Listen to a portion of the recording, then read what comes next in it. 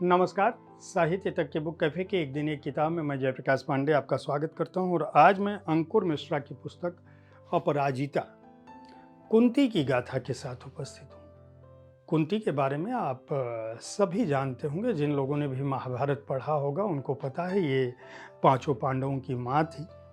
अंकुर मिश्रा ने अभियांत्रिकी से स्नातक किया है। तमाम पत्र पत्रिकाओं में उनकी रचनाएं प्रकाशित होती रही हैं। कहानी संग्रह द जिंदगी 2018 में आ चुका है।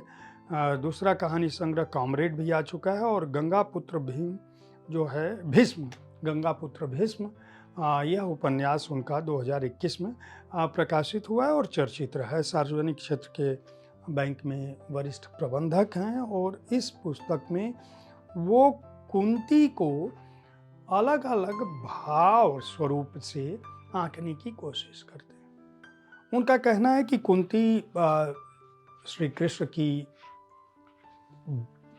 रिश्तेदार ही नहीं बल्कि पांचों पांडवों की माँ थी और उनको पहले दिन से इस बात का पता था कि कर्ण उनका पुत्र है। आखिर वो कौन सी स्थितियां थी जिसमें कुंती ने युद्ध के बीच कर्ण को यह बताने की कोशिश की कि वह उनका पुत्र है।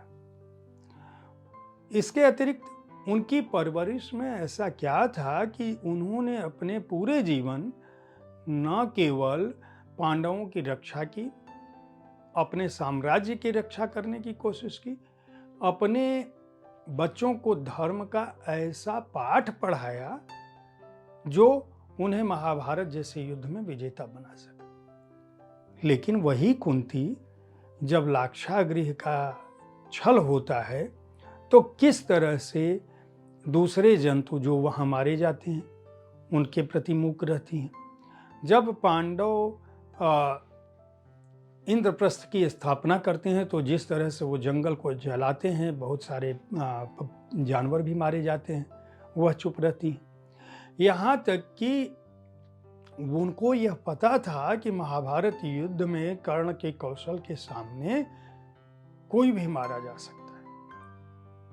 तो एक माँ जिसने पूरे जीवन अपने पुत्र के साथ अपने संबंधों को स्वीकार नहीं किया, यह उसकी चातुर्य बुद्धि ही थी कि वह न केवल कर्ण के पास पहुंचती है बल्कि उससे वचन ले लेती है कि उनके 5 पुत्र हमेशा जिंदा रहेंगे। यानी अगर अर्जुन केवल मारे जाते हैं तो भी कर्ण के रूप में उनको 5 पुत्र मिलेंगे और अगर कर्ण युद्ध में खेत रहते हैं तो भी उनके 5 पुत्र।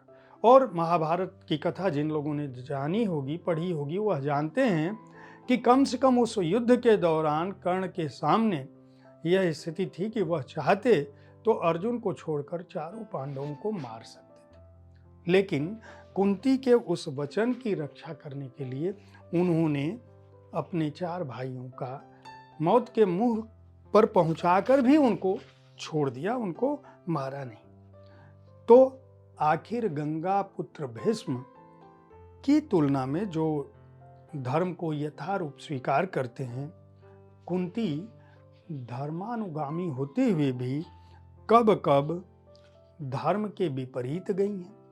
किन स्थितियों ने उनके अतीत के, उनके मायके ने, उनके जो जन्मदाता पिता थे और फिर उनके पालक पिता जो थे, उनके यहाँ किस तरह से उनको राष्ट्र के साथ बांधने की कोशिश की गई थी जो पूरे जीवन पर्यंत उनके मन में चलता रहा। यहाँ तक कि कई बार ऐसी स्थितियाँ आई विदुर के घर में होती हैं तब भी। यह पुस्तक इसलिए भी खास है कि ये अपराजिता शब्द का अर्थ है जो कभी पराजित न हो। लेकिन क्या वाकई ऐसा था? नहीं। कुंती ने अपने को महाभारत युद्ध में धृतराष्ट्र और गांधारी के बराबर दोषी माना और जब वे युद्ध की समाप्ति के बाद वन गमन जाते हैं, वानप्रस्थ की तरफ जाते हैं, तो कुंती भी उनके साथ जाती हैं। यानी यह बहुत कम लोगों को पता होगा कि महाभारत युद्ध के बाद लोगों को लगता होगा कि कुंती राजमाता थी और हमेशा रही होंगी। ऐसा नहीं था।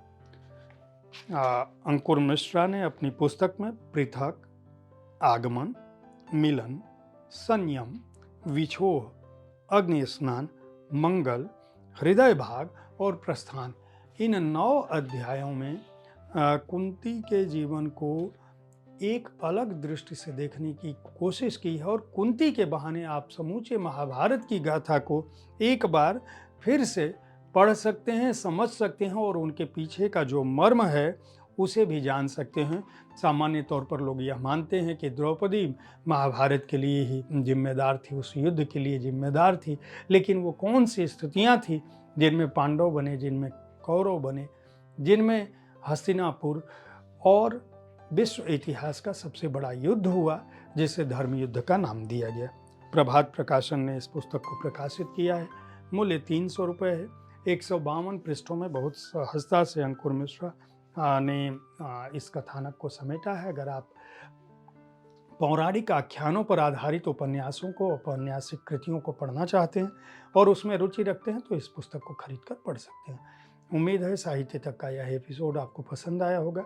इस कार्यक्रम में आप किस तरह की पुस्तकों की चर्चा चाहते हैं, इसके बारे में अपनी राय से हमें ज़रूर अवगत कराएं। हमारी कोशिश होती है कि विविध विधाओं की पुस्तकों के साथ हर दिन मैं आपके पास पहुंचूं, ताकि आपको अपनी पसंद की पुस्तक चुनने में आसानी हो। कल ठीक इसी समय ऐसी ही किसी एक कृति के साथ फिर मिलूंगा। देखते रहिए साहित्य तक। धन्यवाद।